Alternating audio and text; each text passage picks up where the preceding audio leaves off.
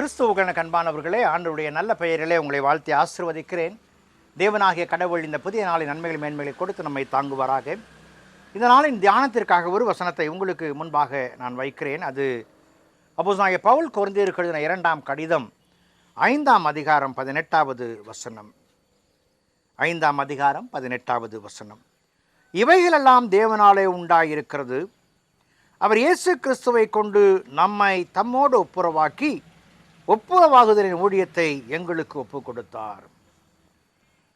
ஒப்புரவாகுதலின் ஊழியத்தை எங்களுக்கு ஒப்புக் கொடுத்தார். Ministry of reconciliation. என் தேவனாகிய கடவுள்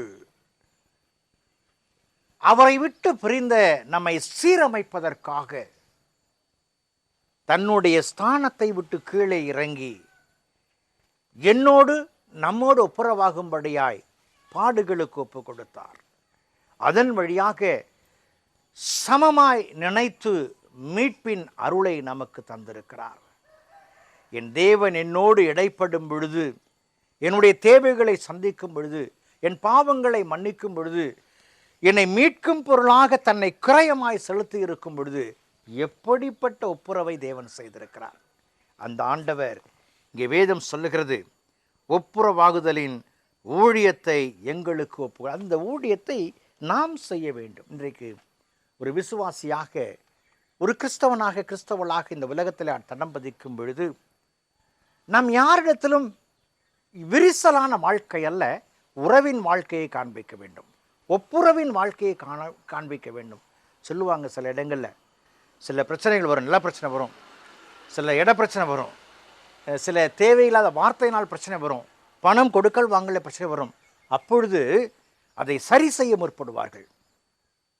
என் தேவன் பாவத்தை என்னோடு சரி செய்து இருக்கும் பொழுது, பாவத்தை மன்னித்து என்னை மீட்டு இருக்கும் பொழுது அவருடைய நாமம் மகிமைப்படும்படியான பணியை நான் செய்ய வேண்டும். என் ஆண்டவருடைய தாழ்மை என்னிலே நம்மிலே அது உயர்ந்து நிற்க வேண்டும். புத்தர் ஒரு நாள் பிரயாணமாய் போய் கொண்டிருந்தாராம். அப்படி அவர் பயணத்தை மேற்கொண்ட பொழுது அவரை கண்டால் வெறுப்படைந்த ஒருவன் அவர் முகத்தில் காரி உமிழ்ந்தான், எச்சியை துப்பினான். அவர் தொடச்சிட்டு அவர் பாட்டுக்கு போயிட்டார், ஒன்றுமே பேசலை. ஆனால் எச்சியை துப்புன வீட்டில் போய் உட்காந்து யோசித்து பார்த்தான், சே நான் செஞ்சது சரியா, நான் செஞ்சேன், ஆனால் அவர் ஒன்றுமே செய்யலையே, அவர் ஒன்றும் பதில் பேசலையே, இது எதை காண்பிக்கிறது என்று சொல்லி அவன் வருத்தத்தோடு சிந்தித்தான். அடுத்த நாள் அவர் எங்கே இருக்கிறார் தேடி கண்டுபிடித்து அந்த புத்தரை சந்தித்து அவன் சொன்னான், ஐயா, நீங்கள் என்னை மன்னிக்கணும், நீங்கள் என்னை மன்னிக்கணும், நான் உங்கள் மேலே தவறான காரியங்களை செய்து விட்டேன், மன்னிக்க வேண்டும் என்று சொல்லி அவன் சொன்னான். அதற்கு அவர் சொன்னார், இப்போது துப்பியவனும் இல்லை, துப்பு வாங்கியவனும் இல்லை, எச்சிலை துப்பினவனும் இல்லை, எச்சிலை பெற்றுக்கொண்டவனும் இல்லை. ஏனென்று சொன்னால் நான் அப்போதே உன்னை மன்னித்து விட்டேன், இப்பொழுது நீயும் மனம் மாறிவிட்டாய், அப்பொழுது நமக்குள்ளே நட்புறவு வருகிறது என்று சொன்னார். இங்கே ஒப்புரவு. அன்புக்குரியவர்களே, நீங்கள் விசுவாசி என்று சொன்னால், நான் விசுவாசி என்று சொன்னால், இந்த ஒப்புரவின் ஊழியத்தை தேவன் கொடுத்திருக்கிறார். அந்த ஒப்புரவின் ஊழியத்தை நேர்த்தியாக இந்த சமூகத்திலே செய்வோம். இறைவனை மையப்படுத்துவோம், கடவுள் நாம மையப்படட்டும். ஜெபம் செய்வோம்.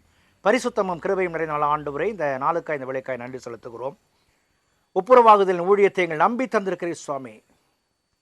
ஆண்டவரே, அதை நாங்கள் நேர்த்தியாய் செய்ய, சாட்சியாய் வாழ உதவி செய்யும். இயேசுவில் ஜெபிக்கிறோம், செபக்கல் பிதாவே, ஆமேன்.